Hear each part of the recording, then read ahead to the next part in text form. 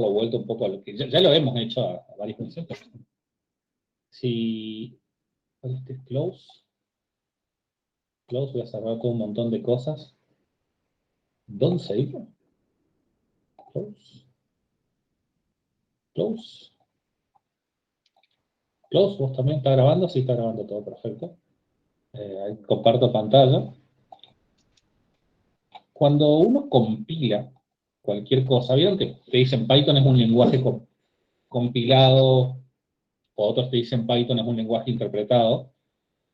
La realidad es que cualquier programa que uno haga tiene una parte de compilación, en la mayoría, o sea, la parte opcional es la compilación, pero la parte de interpretación no es muy opcional, que digamos, porque en el mejor de los casos, vos lo que terminás teniendo es código máquina, y el microprocesador es un intérprete de ese código, o sea, no deja de ser interpretado.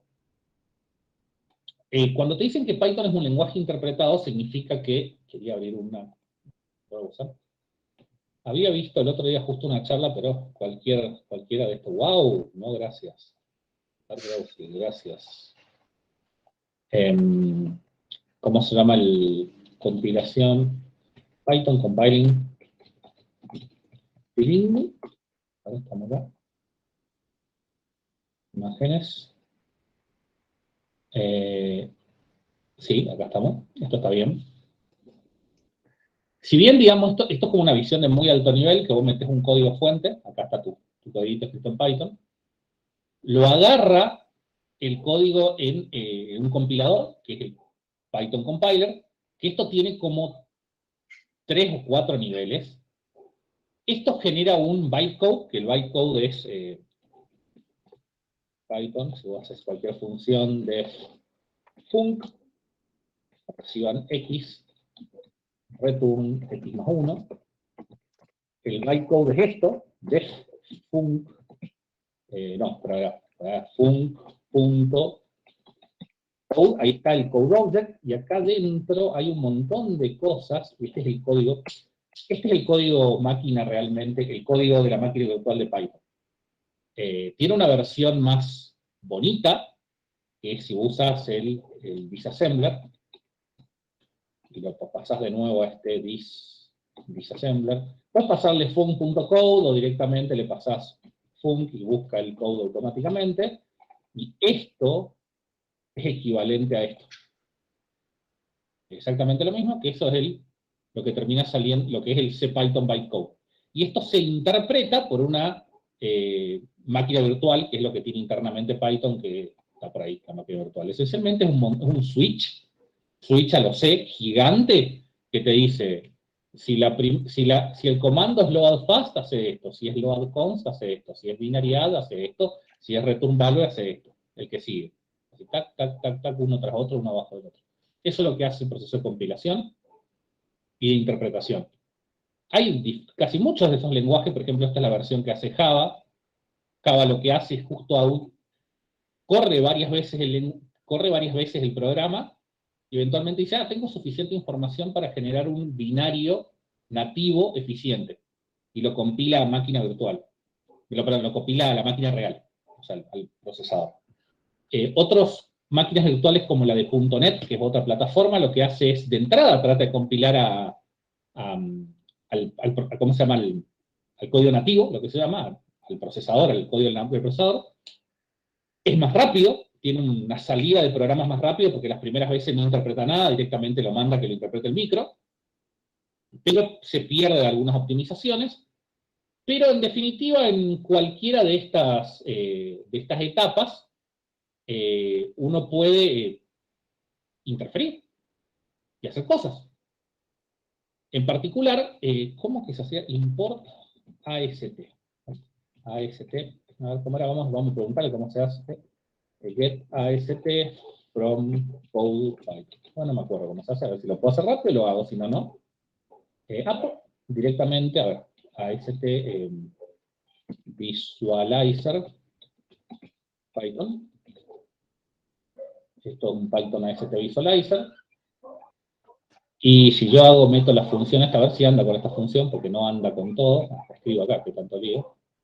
De func x 1, 2, 3, 4, return x más 1. Visualize, a ver si anda. No, no anda. Había uno que andaba y otro que no. Había Python. Este es el otro, sí, está, a ver. Bueno, equivalente. Esto es un nivel antes de generar el bytecode. Vos tenés varias etapas de compilación. La primera que haces es agarra tu código. ¿Dónde está? A ver. Me gustaría ver algo un poco más concreto, pero bueno, no hay. Agarra el código, lo separan palabras por palabras, divides el código en palabras por palabras, y con todas las palabras divididas empieza a hacer un análisis semántico. Primero existe lo que se llama un árbol concreto de sintaxis, y después se arma este árbol abstracto de sintaxis. Que si uno lo pone a leer, no es tan difícil de entender si lo lees con ganas. Dice, bueno, hay un módulo, hay un cuerpo de ese módulo, y por acá en algún lugar, como primer elemento, hay una definición de una función que tiene 6 cosas. Los argumentos, el argumento tiene varias cosas, acá te dice todas las cosas que tiene el argumento, y después te dice el cuerpo que tiene, el cuerpo de la función, que hace, y demás. Reducir este árbol es lo mismo que computar este valor. Una vez que tiene este árbol, optimiza este árbol y con eso hace el bytecode. Vos podrías interferir en este lugar, o podrías interferir en este lugar. Esto es bastante riesgoso, interferir en el bytecode. Pero interferir a este nivel, que es el del árbol abstracto de sintaxis, es algo bastante común, porque los árboles abstractos de sintaxis, no sé si le mostré uno, por ejemplo, si vos haces algo de este estilo, vamos con Git, ¿por qué no? Vos tenés hagamos un código muy simplón, muy simplón, y vos decís, bueno, tengo un código que lo que dice es, bueno, quiero ver a X más grande, a X, ahí, a X, sumale 1, y todo esto elevalo al cuadrado, así que puse bien el... A ver, inicio.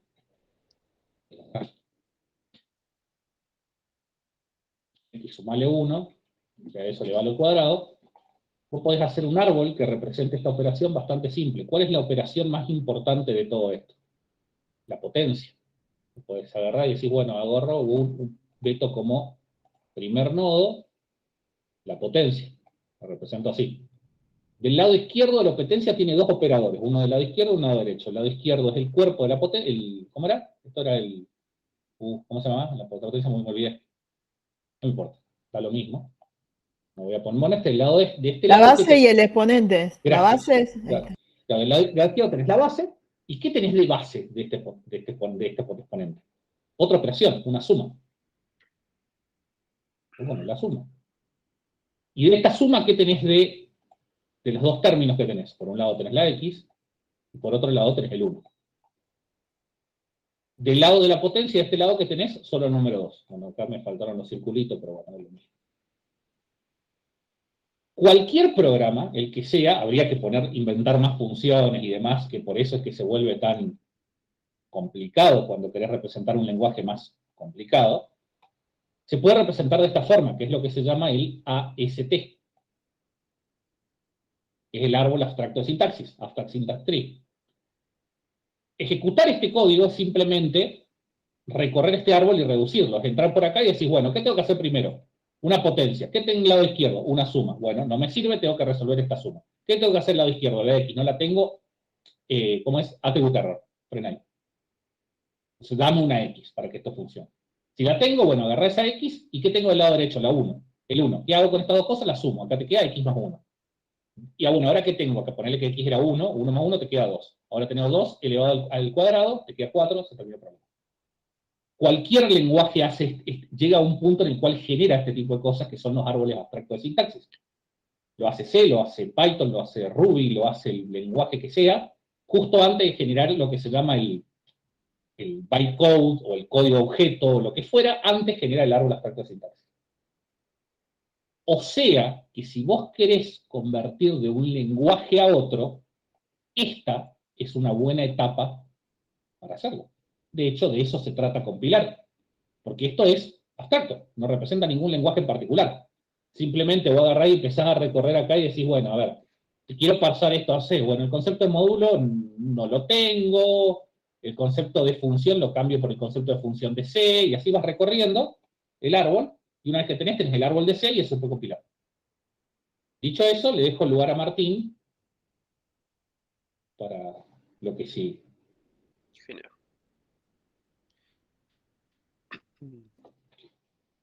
Bueno, justamente esa parte que el Juan les comentaba, ahí se me escucha bien, que el Juan les comentaba de poder interferir el proceso de compilación, es un poco eh, de lo que trata esto de cómo optimizar el código sin realmente, bueno, o sea, sí hay que modificar un toque el código, hay que decirle al código optimizar eh, esta función en particular, eh, siguiendo este concepto que explicó el Juan de en algún punto de la compilación, antes de que llegue al procesador, optimizarlo. Y una de esas herramientas son estos compiladores just-in-time, JIT, que pueden ver por ahí. En particular vamos a ver uno, pero la idea de esto es, em, bueno, antes de llegar a ese concepto, eh, primero veamos un repaso por las dudas, como para que todos estemos en la misma página, de qué eran los decoradores, ¿sí? Porque ahora vamos a utilizar muchas de estas herramientas, vienen en forma de decoradores para decorar nuestras funciones de Python y de esa forma poder optimizarlas. Entonces, bueno, la idea de los decoradores, si no lo recuerdan, es un decorador recibía una función y te regresaba una función, la misma función en principio, pero decorada, en donde uno le cambia el comportamiento interno. Sí, esta era la forma de decorar una función, ¿bien? Que Python nos ofrece este operador arroba, que uno simplemente le pone el decorador arriba de la función y eh, la decora, ¿bien? También a estos decoradores se le pueden poner parámetros, ¿sí? Bueno, le agregan más configuración al decorador, ¿sí? Simplemente para otorgarle más versatilidad. Esto en particular, o sea, cuando se resuelve este dec y entre paréntesis param1, o sea, el return interno de esto es el decorador en sí, ¿bien? O sea, esto que está acá es el decorador que después se lo aplicamos a func, ¿bien? Entonces, bueno, esto sirve simplemente para generar un decorador más flexible y poder ir cambiándole la configuración. Bueno, para los ejemplos que vamos a usar, en particular, voy a importar todas estas cosas. Fíjense, bueno, timeit para hacer un profiling, math para hacer algunas cuentas, matplotlib y numpy. Y bueno, acá es donde entra el concepto fundamental de los que les comentó el Juan. Estos just-in-time compilers lo que hacen es interferir el código al momento de, o sea, cuando uno lo va a ejecutar, al código, una función en particular, lo que hacen estos just-in-time compilers es, al momento que uno la va a ejecutar, la compila, intenta compilarlo a, al código de la máquina, ¿sí? Al código máquina nativo, en vez de este bytecode que les contaba el Juan, que es el comportamiento que ofrece Python, ¿sí? Y esto es, digamos, en principio, lo que se hace con C. O sea, uno cuando trabaja con C, lo que hace es, antes de ejecutar todo, primero tiene que hacer el paso previo de compilarlo. Y uno tiene el objeto compilado. Y después va y lo ejecuta. Con Python eso no sucede, sino que directamente uno lo ejecuta. Y la idea es, bueno, el momento del flujo del programa que llega a la ejecución de esa función, lo que hacen estos compiladores es, bueno, tomarse un tiempito para eh, agarrar los inputs, lo compila y después lo ejecuta. Entonces eso ofrece esa optimización de tratar de eh, optimizar el código interno a un código un poco más eficiente para los procesadores. Bueno, El JIT significa eso, los Just-in-Time Compilers, y a diferencia de los compiladores tradicionales que son ahead of time, como les comentaba, como Ceph, Fortran, que es antes de la ejecución se compila.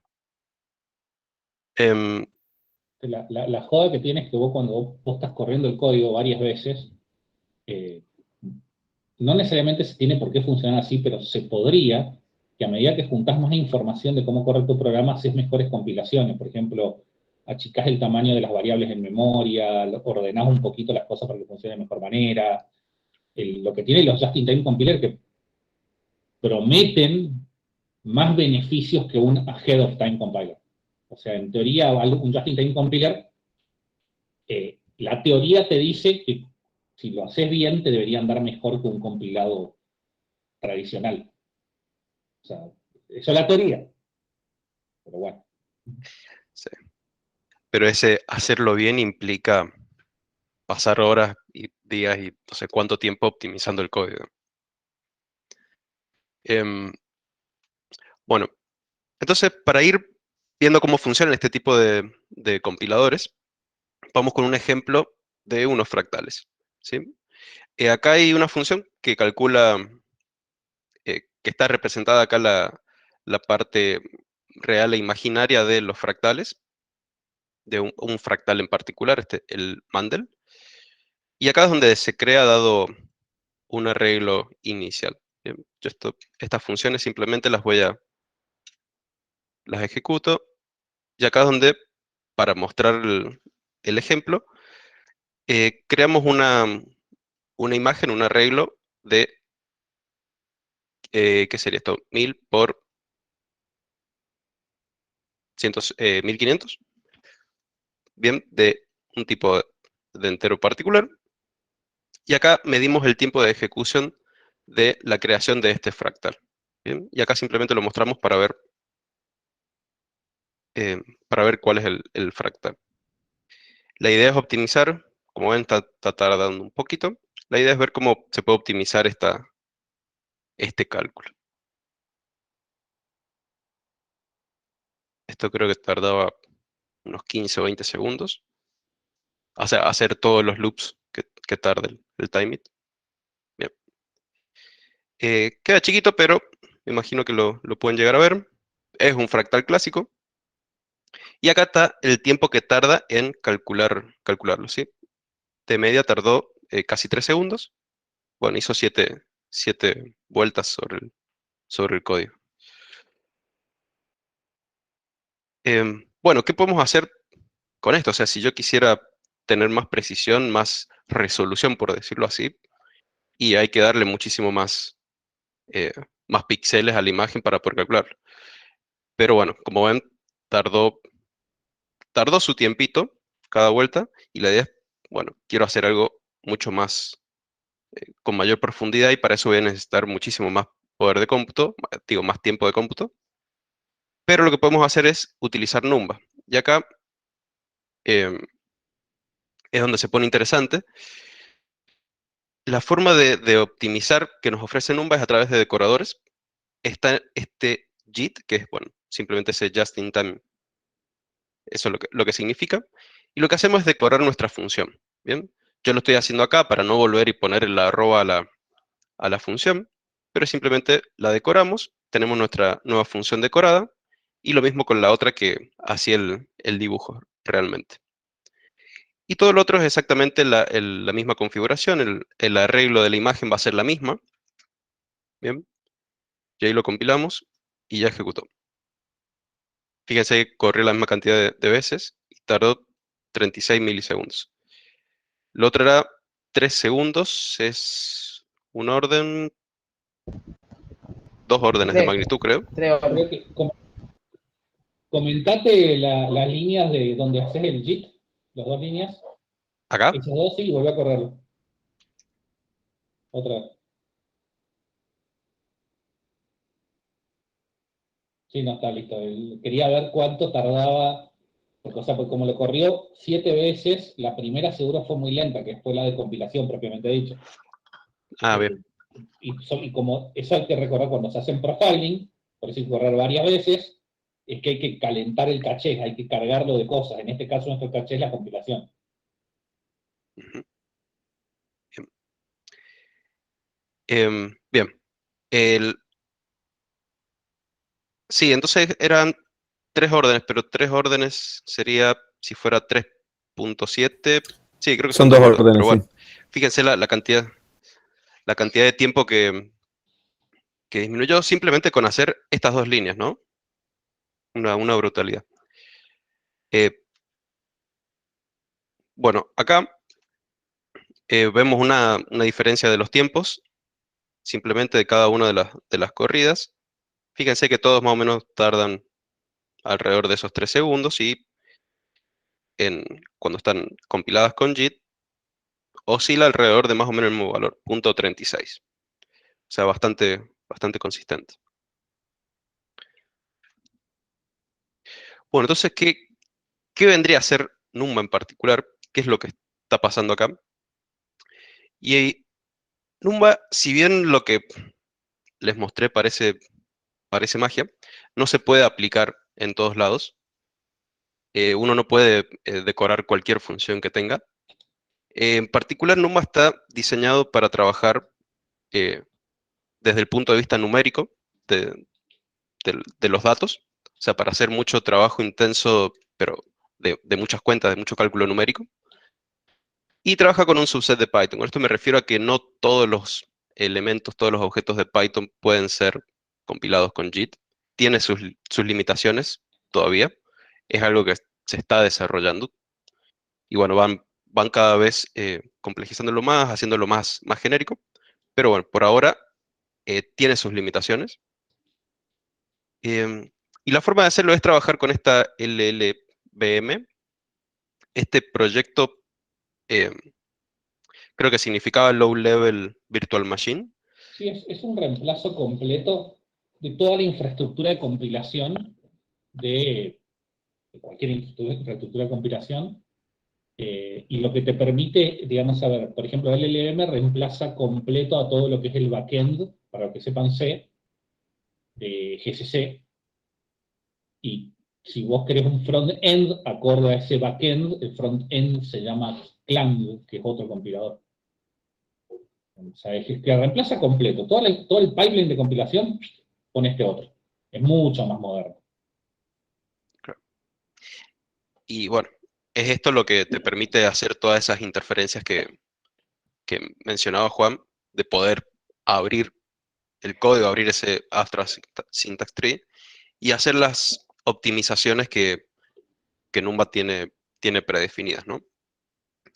Em, bueno, sí, eso lo que les mencionaba, estos decoradores eh, están diseñados para trabajar mucho con el cálculo numérico y en particular se construye sobre NumPy, que es la principal librería de cálculo numérico que tiene Python.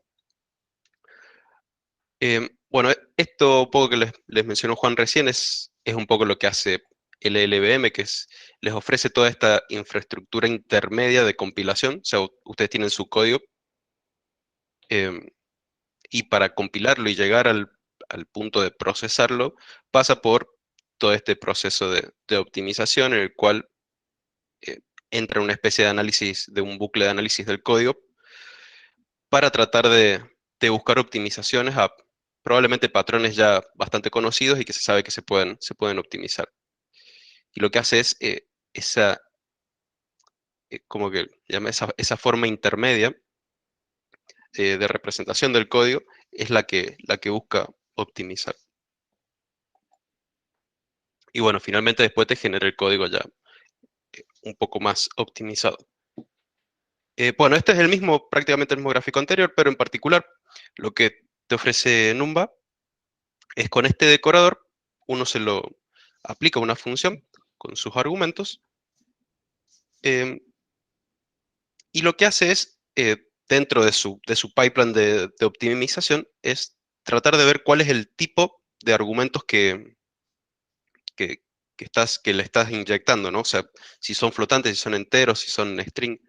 eh, Necesitas saber eso para poder compilar las funciones correspondientes, ya con el código, con el tipo definido. Y bueno, y ahí entra en una especie de bucle en el que hace todo ese análisis. Se fija cuál es el tipo de salida de la función, y en base a eso es lo que va generando la Fíjense que compilación. tienen, digamos, vos pasas del bytecode análisis o AST, Dios sabrá dónde exactamente se fija la numba. Eso del AST es simplemente una cuestión anecdótica, es un buen lugar para agarrarse. Si algún día quieren hacer algo de ese estilo, agárrense del AST. Pasa un numba internal representation, eso significa IR. Hace la inferencia de tipos. Reescribe la, interpretación, la implementación interna de numba. Lo baja de nivel y lo transforma a una representación interna de LLVM. Ahí lo agarra otro JIT, que es el JIT de LLVM. Y ahí recién sale el machine code. O sea, optimiza en muchos niveles.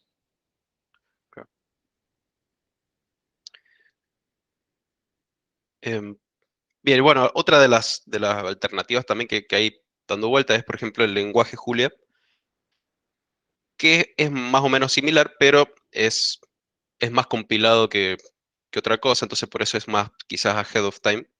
No, Que el, Julia lo que tiene es que todo todo lo que hagas en Julia es como que ya le pones el arroba numba arriba, siempre. Esa es la diferencia que tiene. y bueno, Siempre tiene arroba numba arriba cualquier cosa. y este PyPy es conceptualmente lo mismo que ofrece Numba, pero no está tan optimizado para cálculo numérico, es más de propósito general, si se quiere. Em, entonces, bueno, tiene más, el scope, digamos, es mayor en la versatilidad que te ofrece. Pero sí, para cálculo científico en particular y numérico intenso, Numba sigue siendo eh, el estándar por ahora a seguir. Bien, algunas de las propiedades de Numba, o sea, hay como varias consideraciones que uno tiene que hacer al momento de decorar su función. Es total repartido. Bueno, ¿cuáles son los tipos em, de input de parámetros que uno le da y cuál es el output que sale, ¿no? O sea, lo que hace JIT, recordemos, es la primera vez que se va a ejecutar la función, analiza cuáles son los parámetros de entrada, hace esa inferencia de tipo y lo compila. Entonces ya tiene una versión compilada de la función para la próxima vez que se vaya a ejecutar. Y es ahí donde, en principio, se gana tiempo. O sea, la primera vez va a tardar tiempo porque necesita hacer todo ese análisis, pero lo que promete es que las veces siguientes que uno va a ejecutar va a ser mucho más rápido. Fíjense, yo acá ejecuté este add, tardó, digamos, unos 30 segundos aproximadamente. Lo ejecuté una sola vez.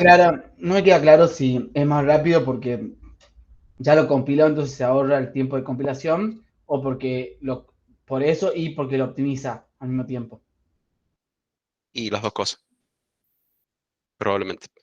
O sea, acá esto es algo bastante simple, ¿no? Pero si tenés algo más complejo, probablemente te lo optimice con no sé, algunos patrones ya conocidos para optimizar. Ok. Fíjense, bueno, no quiero sacar el tiempo antes de correrlo otra vez. Fíjense que tarda sus 30 segundos. Si yo lo vuelvo a ejecutar, fíjense cuánto bajo. Ahora está en el orden de los microsegundos. Eh, Son 3 órdenes de magnitud, simplemente por agregar esa ejecución, esa línea de código.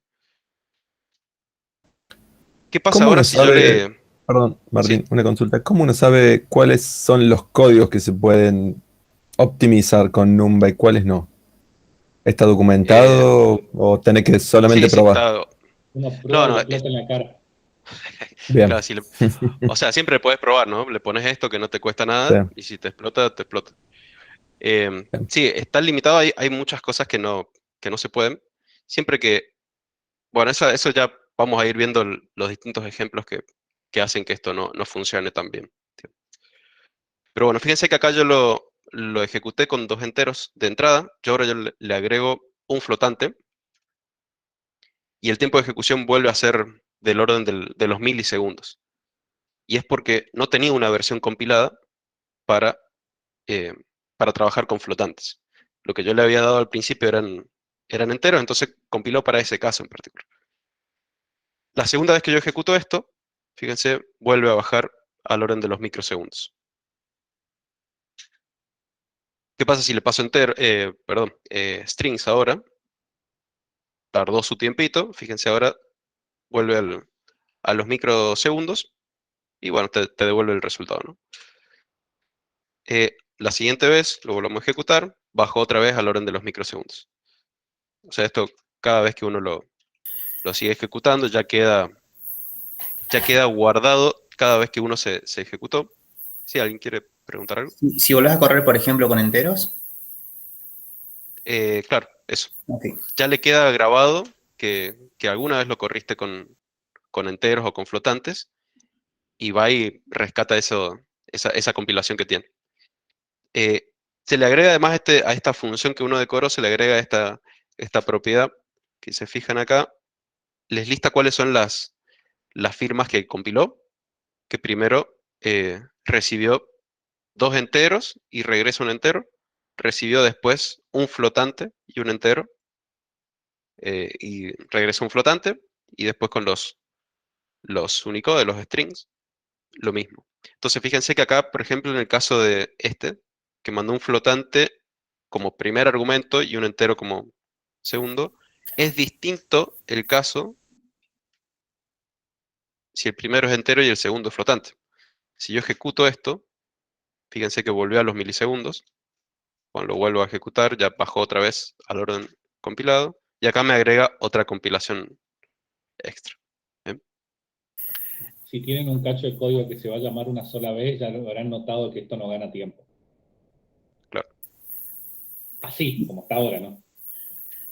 Martín me iba a preguntar, esto que decías de que queda guardado, digamos, como dónde queda guardado y hasta cuándo.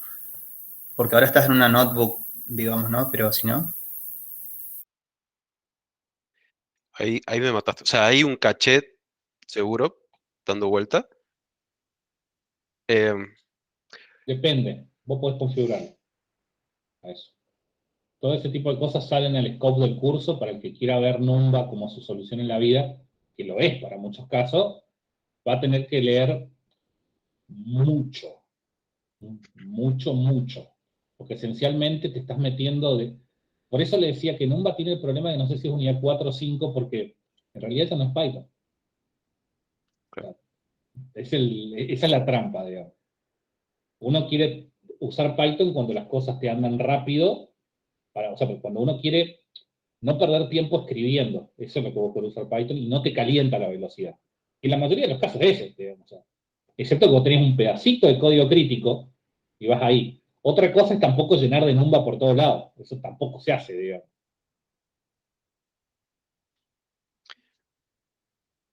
Claro. Bueno, ahí lo que me quedó la duda de la pregunta es, o sea, cuando corres un script Python y tu script 2 veces, no queda guardado. O sea, la No, primera vez queda, no, excepto que hagas un eager compilation, claro. porque la Ahí, compilación sucede al momento que se llama la función, por primera vez. Y si vos corres tu script 2 veces, creaste 2 funciones distintas en 2 entornos distintos. bien. Bueno, ¿qué pasa ahora entonces si queremos ya hacer algo un poquito más complejo? Eh, no trabajar con tipos comunes y conocidos, sino ya, por ejemplo, yo tengo un objeto mío, un objeto que yo hice en Python.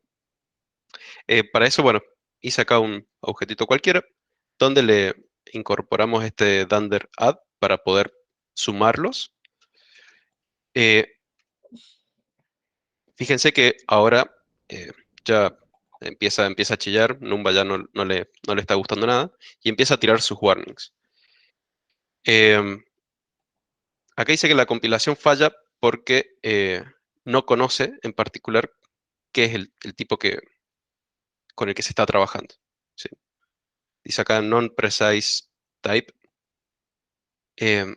Entonces, bueno, acá ya está la primera limitación, que no es tan simple como mandarle cualquier cosa a Numba que va a funcionar, ¿sí? Fíjense que al final les da el resultado, pero porque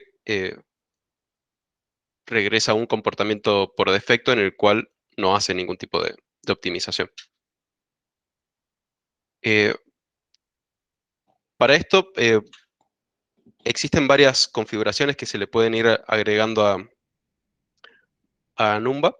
La primera que podemos ver es esta que dice no Python en true.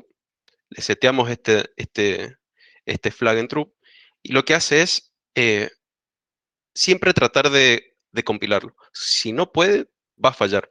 ¿Bien? Entonces, por ejemplo, con los enteros funciona perfecto, no tiene ningún tipo de problema, pero cuando le tiramos el ejemplo anterior con un objeto raro que no conoce cuál es el tipo, falla. Bien, tiene este typing error que falla en modo no Python porque no entiende realmente qué es lo que uno le está pidiendo. O sea, yo le estoy pidiendo, no trabajes en Python, o sea, te estoy obligando a que hagas la optimización, y si no podés, falla. ¿Bien? Después está el caso contrario, en el cual este force object igual a true lo que hace es trabajar con los objetos de Python como vienen, ¿sí? Por ejemplo, el 1 y 2 funcionan perfectamente, y ahora si yo le mando los objetos, ni siquiera chilla, ¿sí? Sabe que si le toca un objeto de Python que no puede resolver, eh, no hace ningún tipo de optimización. Bien, pero ¿qué pasa si yo quiero trabajar? Ah, bien, lo que no les mencioné acá rápido es que este parámetro del decorador JIT, no Python true, hay un atajo, o sea, un decorador más cortito, que es ponerle adelante al JIT el n. Este n implica exactamente esto, es lo mismo, nada más que para escribirlo más rápido. Es para trabajar en modo no Python.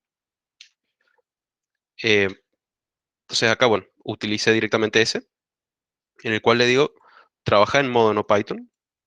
Y acá a la función add, en realidad la modificamos para que trabaje con la función de Numba compilada con modo no Python.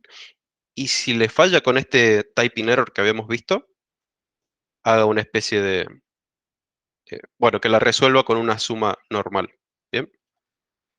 Con el operador suma que cada objeto, sea A y B, sea el objeto que sea A y B, lo resuelva con el operador suma que tienen incorporados. Y esto hace justamente eso. Fíjense que antes en modo no Python, cuando sumábamos los dos objetos, tiraba ese typing error. Esa es una forma de trabajar con el modo no Python y que no te chille. Bien. Para otro lado. En particular, este fallback se está desarrollando. Hay un issue, creo que hasta esta mañana estaba abierto, como este make fallback customizable en el repo de Numba.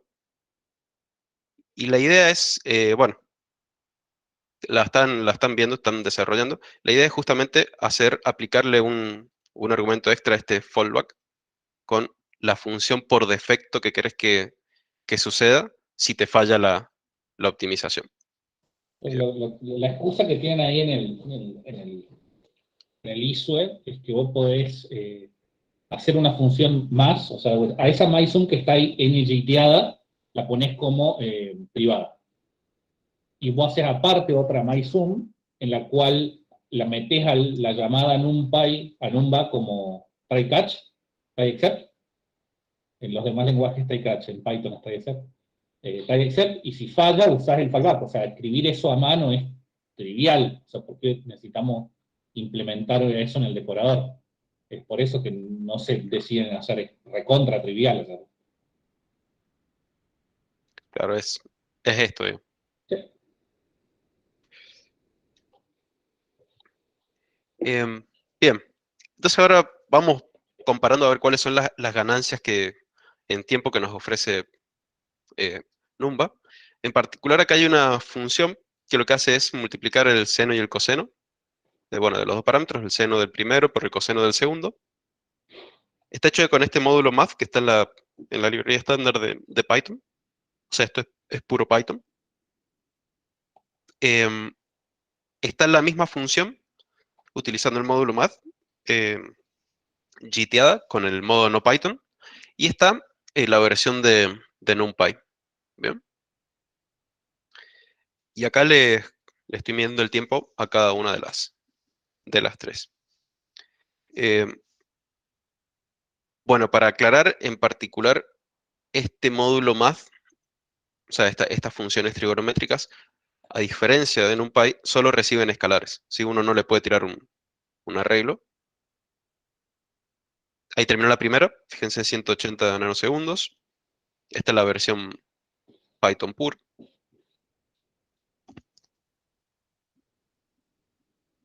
...170, compilada con el Numba.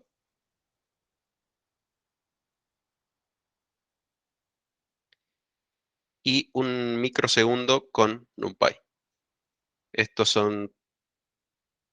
que es un orden de magnitud de diferencia. No tenés que correrla de nuevo para ver la optimización. No, ya se corre, a ver. No, no hace falta, porque si vos te fijás, si te acordás la clase de timing, ahí hay 7 corridas, y elige la más rápida. Ahí dice 7 runs, y cada 7 runs tardó no sé cuántos millones de loops para llegar a los 0.2 milisegundos, 0.2 segundos, y eso lo divide, zaraza. Eso es todo de la clase de timing. O sea, en uno de esos Sí. 100 millones de loops No, que tardó. digamos, en una de esas 7 corridas, los 100 millones de loops en promedio tardaron, más o menos tardaron 182 nanosegundos.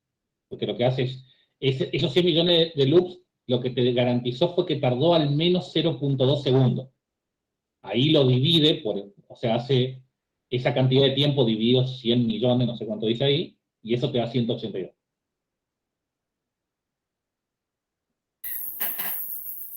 ¿Y por qué NumPy, perdón, es más rápido? Es más lento. No, es más rápido. Ah, no, No. perdón, sí. Más rápido. Es un toque más lento. Pero acá también es un... Esto sería 0.1 nanosegundos. A ver, ¿estoy diciendo bien? No, más No. rápido me parece. No. Pará. Ese es micro, nano es el de arriba. Claro. Sí. Estos son 1000 nanosegundos. O sea, es un orden de diferencia más lento. Pero esto es porque son pocos datos. La dispersión. Es mucho más. ¿Por qué es menos disperso el de NumPy? Porque no compila. No hay un outlier en esa muestra de 7. Claro. Está bien. Sí. Claro. Igual esto también es cierto que NumPy acá adentro hace muchas validaciones de lo que se le está pasando, así que tiene su propio overhead también. ¿Y qué pasaría si haces Numba en la de NumPy también? ¿No puede optimizar mucho porque NumPy ya está optimizado, digamos? Capaz que en particular estas funciones, ¿sí? Porque no todas las...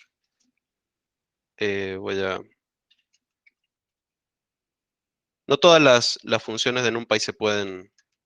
Eso creo que está en una de las próximas filminas. No todas las funciones de NumPy se pueden optimizar con Numba.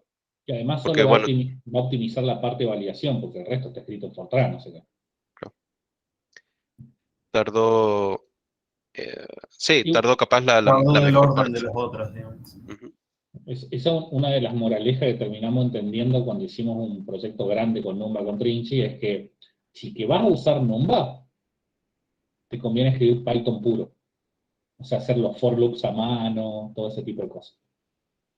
O sea, es todo lo que acabamos de decir de que no hay que usar for loops con Num por cómo funciona el cómputo lento en Python. Bueno, acá tira toda la basura ese concepto.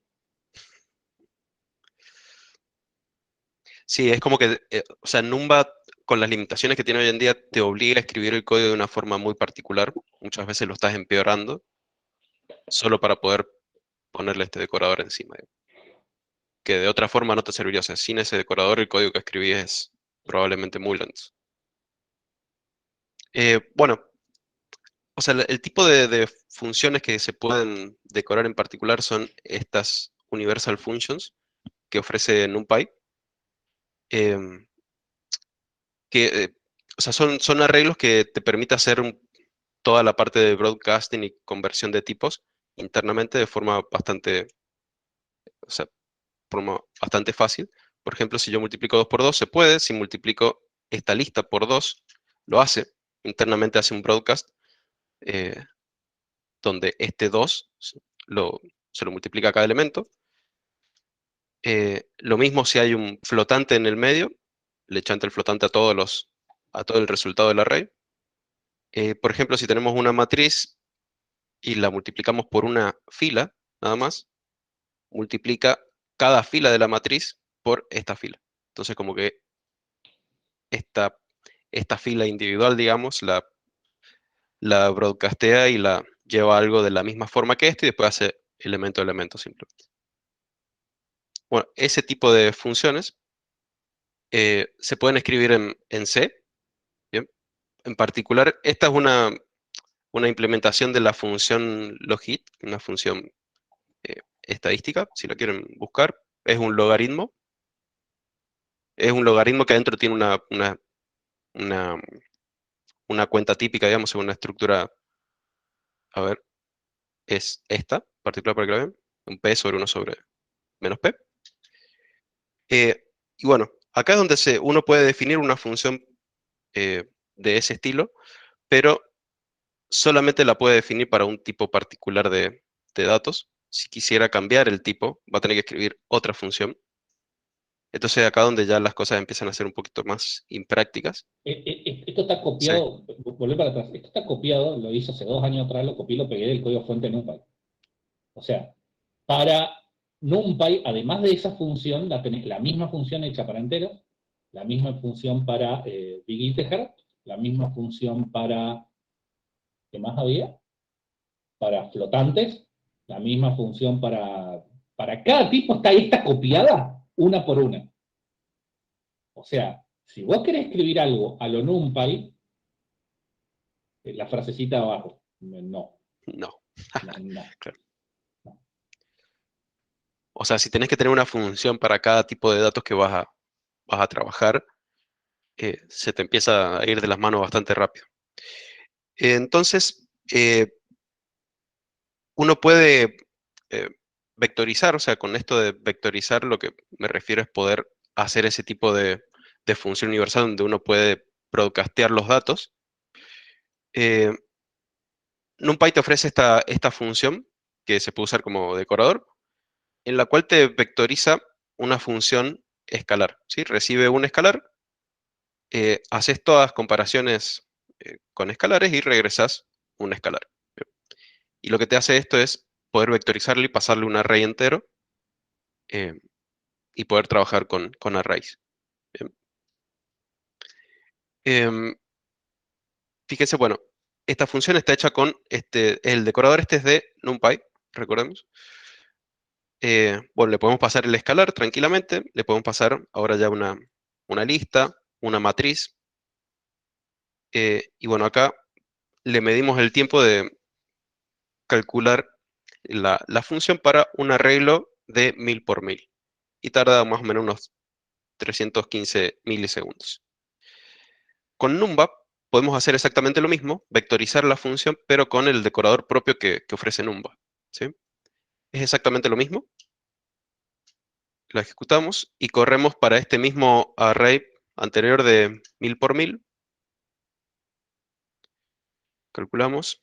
Parece que está tardando un poquito más, pero es porque tiene que correr más loops. Fíjense, tardó 7 milisegundos. El anterior había tardado 300. Fíjense que por eso tardó más el otro, porque este nada más hizo un loop por cada vuelta.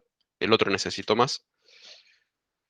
Entonces fíjense que acá simplemente con cambiarle este decorador el tiempo que mejora. Bueno, acá podemos comparar los dos tiempos. Recordemos que bueno, lo que tiene Numba es que no, no es Numba, es el Timeit. Lo que hace es, se le puede guardar el tiempo al resultado. O sea, este resultado que se imprime se guarda y le podemos Es pedir el cuál es menos el O. mejor tiempo. Tienen que ¿Qué? poner el menos O. Si no ponen el menos O, Timeit no retorna nada. Ah, no retorna nada. Ah, bien, bien. Bueno, y acá dejé como nota lo que fue pasando en los años anteriores. Eh, la primera vez que el Juan dio la materia, él había notado que él tardaba 15 veces, era 15 veces más rápido la implementación de Numba, y el año pasado tardó 35 veces menos tiempo, o sea, fue más rápido, y ahora 45 veces casi. ¿Sí? Te lo vamos a dejar, bueno, lo dejamos ahí el resultado. Fíjense, esto se debe también a las implementaciones, las mejoras que van sucediendo dentro de Numba, cómo van optimizando el Y de propio Python código. también. Python cada vez trae bytecodes más específicos que son más fáciles de optimizar. Y NumPy también, y bla también, y todos también. Digamos. Todo mejora. Claro. ¿Sabes qué? No, me quedé pensando en las versiones de Python, que esto está con 3.7, supongo, 3.7, 3.8 y 3.8 y 3.9. esto 3.9. Numba en particular todavía está está una versión atrasada de NumPy. Al principio me empezó a saltar por todos lados porque no podía correr Numba con la versión de NumPy que tenía. La versión última de NumPy es 1.21 o 22 y necesita una anterior todavía. Les digo por si van a instalar Numba, probablemente se les vaya a desinstalar la versión de NumPy que tengan y se les instale una versión previa. Bien, estas funciones vectorizadas, entonces ya podemos empezar a optimizarlas un poco más con estas propiedades que nos ofrece Numba de poder ponerle un target en particular, o sea, qué tipo de compilación esperamos que suceda. Y este eager compilation, que es simplemente decirle los tipos que uno espera de antemano. O sea, no esperar a que se llegue al punto de ejecución de esta función para que Numba tenga que hacer todo un análisis sobre qué tipo de datos está entrando. Nosotros le decimos, porque por algún motivo ya sabemos qué datos van a llegar acá, le decimos cuál es el dato que retorna y cuál es el que recibe con este tipo de... No es que no deja andar para los otros, simplemente ese ya está compilado de antemano. Claro. ¿Y qué pasa si hay varios datos? Coma, otro, coma, Sí. otro, coma. Después O sea, acá adentro, si poner que esto reciba 2 parámetros, le pones algo así, una comita dentro del paréntesis.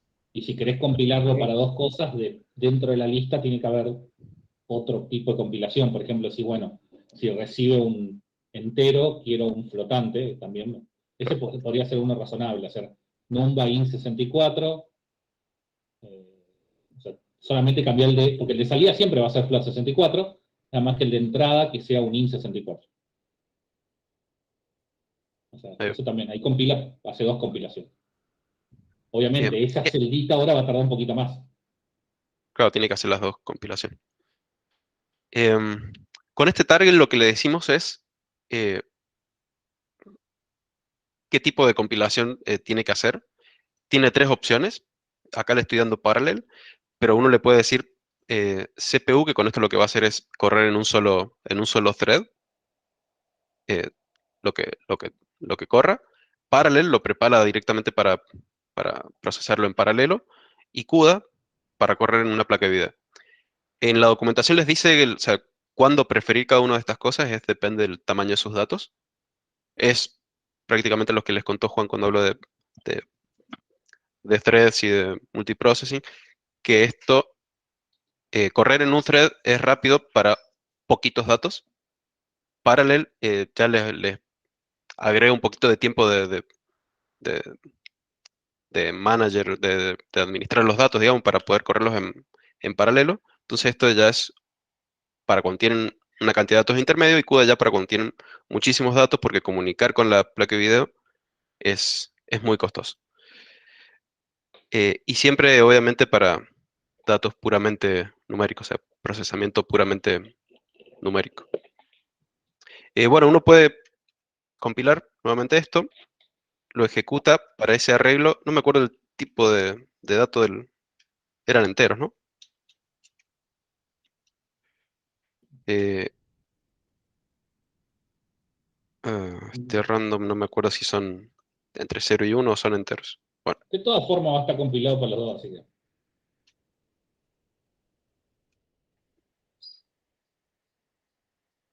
bien.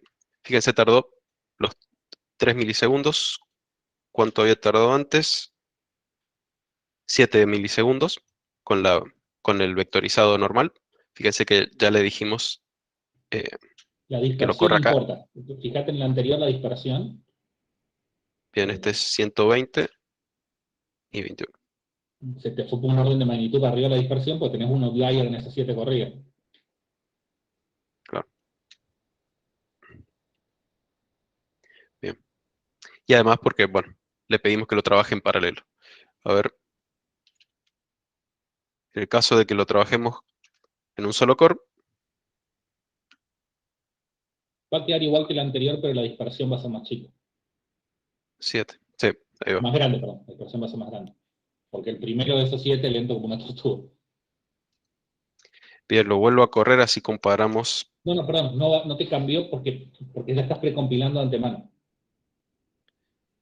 También se puede poner en el layer las dimensiones de las cosas que le va a pasar, si va a tener 5 dimensiones, 2 dimensiones, 3 dimensiones, todo de antemano se le puede decir. Puede llenar de cosas ese vector ahí. Bien. Fue más rápido, ¿eh? Sí. Bueno, acá está la misma nota que recién, que el año pasado, esta comparación entre el vectorize de NumPy contra el de Numba. Ahora es 117 veces más rápido, comparación a las 80 veces del año pasado. O sea que esto cada vez está mejorando bastante. Vale la pena capaz empezar a sufrir con esto. Bueno, si uno quisiera ahora agarrar esto y distribuirlo, porque uno quiere compartirlo a este código, o sea que más gente lo pueda utilizar, uno lo puede exportar. Bien, puede hacer Perdón, Martín, sí, una consulta recién. ¿Vos tenías el mejor tiempo de NumPy respecto a Numba? ¿O al revés ahí? y era este, El de NumPy respecto a NumPy. Siempre comparás con el base, que es el de NumPy. O sea, hacer el vectorize Numba de NumPy. respecto a Numba. Bien, Sí. bien, este era bien. NumPy Bárbaro. Ujú, y el otro era NumPy. bárbaro. Ojo que digamos que, de nuevo, las mejoras esas que estamos viendo año a año son una mejora de toda la plataforma de Python, no solamente de Numba. O sea, todo ha mejorado acá. Justamente, digamos, a ver, si algo le puede quedar de moraleja del curso es, cada vez que arranquen un paper nuevo, háganse un virtualenv con todas las nuevas versiones de todo. Es una muy buena moraleja. Aunque sea contra, da lo mismo cuál ocupen. Pero háganse, instalen todo lo último y partan de ahí. Y una vez que arrancan un proyecto con una versión de algo, no la cambian ni que le pongan un revólver en la cabeza. No se cambian de versión de las cosas a la mitad del camino. Nunca. Nunca. Así como no se Sí, hacen push los viernes a la tarde. No sé si lo han descubierto, pero los viernes a la tarde no se hace push. sí. Sobre todo si van a instalar Numba ahora, recuerden eso que NumPy les va, bueno, no sé, depende de qué versión tengan de NumPy, pero probablemente les pida que se las desinstale directamente, no se los va a preguntar. Le hacen pip install Numba y les desinstala NumPy y les instala una versión anterior. Bueno, uno también puede exportar estos módulos ya precompilados con Numba. Para eso, bueno, acá un ejemplito simple de, si yo tuviera un módulo llamado mult-src, donde tengo mi siguiente código, digamos, importo Numba, importo esta clase, ¿sí? cc, que es la que me va a permitir exportar el objeto compilado. Le digo, esta función, que es la función, bueno, de multiplicación, se va a llamar mult, el módulo, y en particular exportármelo para estas firmas en particular, ¿sí? Para float, Este F8 no me acuerdo, ¿es simple precisión o es doble? Es doble este, ¿no? Bueno, para flotantes y para enteros. Y lo que va a hacer es exportar simplemente para eso. Bueno, eso uno lo ejecuta y después simplemente hay que agregar al setup cuando uno para poder instalarlo con un setup. Volale, ese está setup, please. Sí, esto es que está, a ver, ahí, el setup ya no se usa. Y dentro del setup uno le puede agregar estos módulos externos y le agrega este objeto que compiló recién con un distutil extensions y ya está listo para poder utilizarse en su código. Para Haciendo los que estén usando un Fortran, esto es normal, digamos. Uno pone los ex módulos ahí, y hay varias formas de ponerlo, depende del lenguaje que uno tenga, y lo que hace es que cuando después vos pones pip install tu proyecto, lo que hace es baja el código fuente y primero lo que hace es compilar. Compila todo y deja los archivitos guardados. Esto es usar básicamente Python para escribir código máquina. Código máquina en realidad. O sea, de nuevo, o sea, el tema con Numba es que ya no es Python, es otra cosa.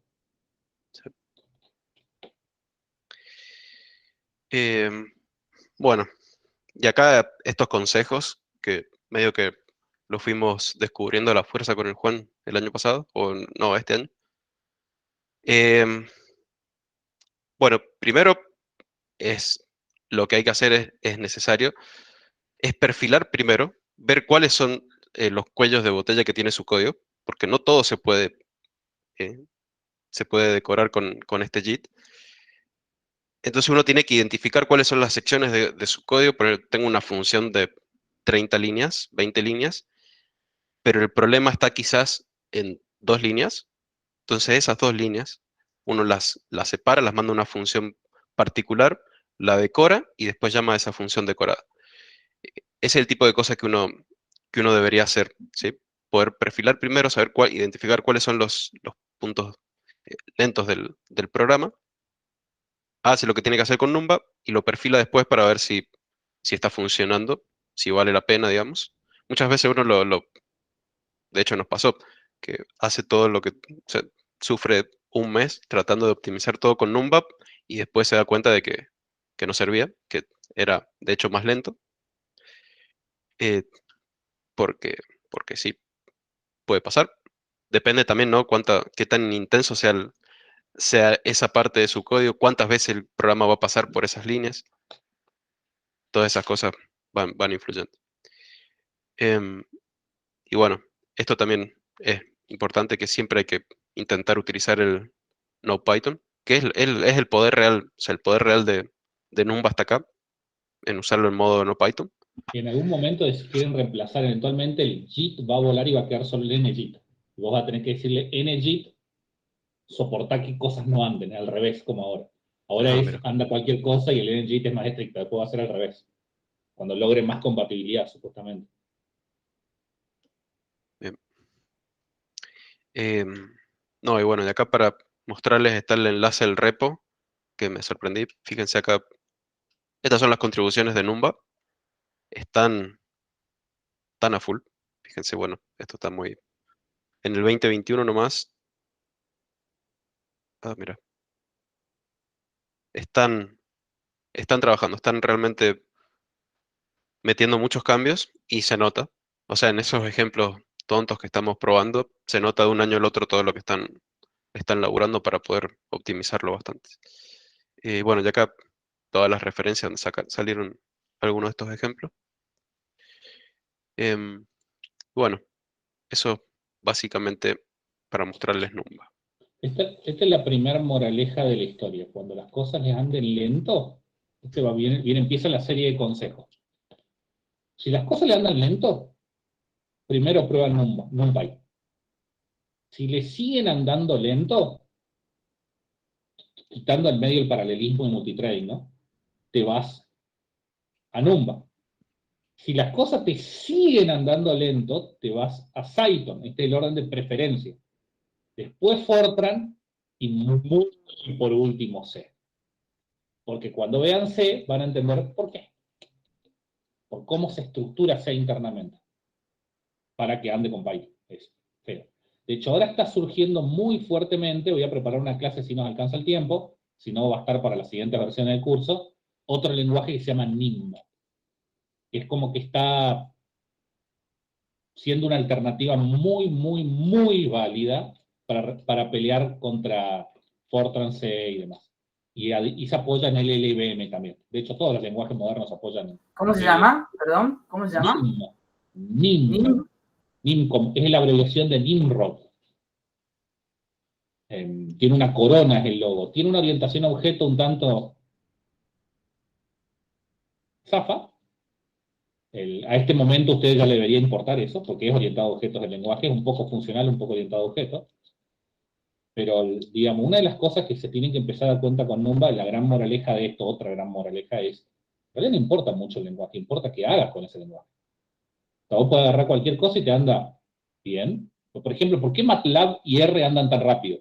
Porque absolutamente todo está escrito en Fortran o en C. Todo. Todo. Entonces por eso anda rápido. Cualquier función que vos llamás en realidad no está llamando nada que esté escrito en MATLAB. Lo único que está escrito en MATLAB es lo que escribió. ¿Qué función? ¿Por qué anda tan bien Julia? Porque tiene el Just-in-Time Compiler metido en todos lados.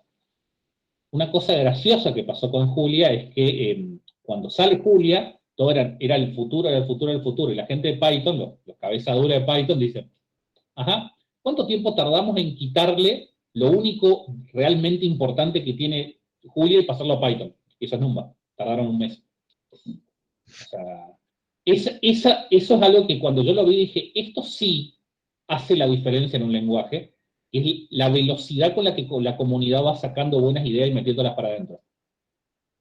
O sea, eso es, digamos, obviamente fue una forrada elegante, muy buena, pero forrada al fin, pero demuestran eso. Otra cosa que te dice la gente, no, si yo lo hago en C va a andar más rápido. No necesariamente. O sea, pagar el tema de un montón de cosas que hay que pagar cuando uno hace C, para los que programan en C lo saben. Cuando vos usas Fortran también, tenés que pagar un montón de cosas con Fortran. Bueno, por empezar el tiempo que tenés que estar sentado mirando la pantalla. Gente, semana que viene Fortran, la clase le da fe de acá que está presente. Va a aportar las fotos porque está haciendo todas las cosas en Fortran. Después te paso las slides para que toquete después. ¿Una clase de Fortran? Sí. Fortran con Python. O sea, mezclar Fortran con Python. O sea, yo no quería. Uno de mis juramentos fue nunca más hacer ningún código de... No tienes que prometer nunca esas cosas. No te conviene. Lo que conviene es ser un mercenario. Lo que te conviene es... No le rompí mi juramento en contra de Fortran. Nunca digas nunca, nunca digas nunca. No te conviene. Bueno, el tema es que, por ejemplo, una cosa que a mí me embola realmente las comunidades de software libre, y lo digo que quede grabado, es esto que son fanáticos de una marca. O sea, no tiene ningún sentido. O sea, dicen, no, porque la comunidad Python, escuchame una cosa, también me gustan las herramientas Milwaukee, y no voy a hacer una conferencia de Milwaukee. O sea, y no, la gente de Black & Decker no me junto, ¿no? ¿Qué sentido, digamos? Se compra lo que se puede y se usa lo que conviene, y ya está. O sea, el objetivo no es ese, digamos, en definitiva. Si estás en una empresa, gana guita, si estás en la academia, hace un paper, y ya está. Fin de la historia, digamos. O una patente. Y yo, Benjamín, hace un juramento. Cabeza dura, le encanta. Así lo quieren en la facultad, ¿no es cierto, Fran? Sí, le va muy bien. Sí, gente, hasta acá llegamos hoy. Buenísimo. Clase que viene vamos con Fortran y probablemente tengo que meter una clase en lo que es crear una interfaz con plots. Le quiero mostrar la interfaz con plots y cómo testearlo. Probablemente sea la que viene o el martes, después ya viene C y ahí terminan todos los contenidos del curso. Ahí vamos a ver la semana que viene, voy a ver quién da el primer seminario. Vamos a dar 1 o 2 seminarios y ya está. O sea, no vamos a ocupar todas las clases, claramente. Pero bueno, eso suele pasar. Bueno, gente, ¿nos estamos viendo? Voy a dejar de grabar. Nos vemos. No, chau. Chau. Bárbaro.